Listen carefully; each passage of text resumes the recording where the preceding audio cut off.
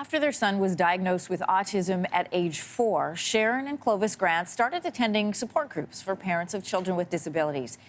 But they realized they were usually the only Black parents in the room. And that inspired them to create a support group specifically for Black parents and caregivers of children and adults with disabilities. And Sherron and Clovis are joining us this morning. Great to have you with us. Good morning. Thanks for having us. Sherron, how did not having other Black parents in the room affect the support groups that were offered to you?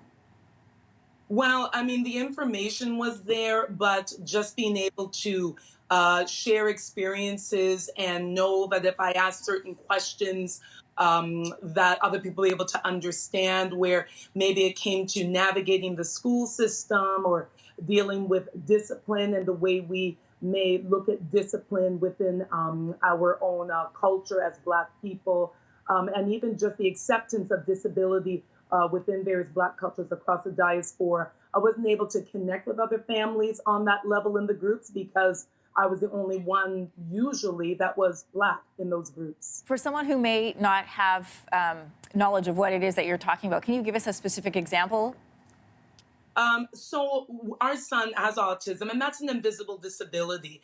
And so sometimes when we'd have family get-togethers and Isaiah would be acting up in a certain way, we would be criticized that we weren't being strong enough parents, that we weren't giving him enough structure, or that we were spoiling him. And in speaking to even now some of the parents who are part of our group now, many of them feel the same way.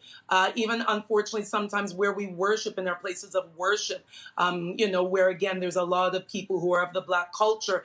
It's just a lack of knowledge. It's a lack of understanding what we're going through. And it can make you feel isolated, alone, and yeah, maybe make you feel like you are being a bad parent. Yeah, culturally, it's so important to have support from all of those areas, when you're dealing with a challenge. The group meets on the second Tuesday of every month, and participants can connect online via Zoom. Clovis, you've had 2 meetings so far. How have they gone?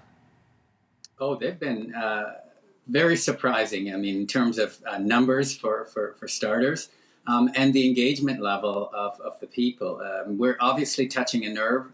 We've got, in the past 2 months, about 100 people who signed up demonstrating interest in the group. And the participants are very engaging. They are very open with their lives, and they want mentorship. They want their journeys to be shared.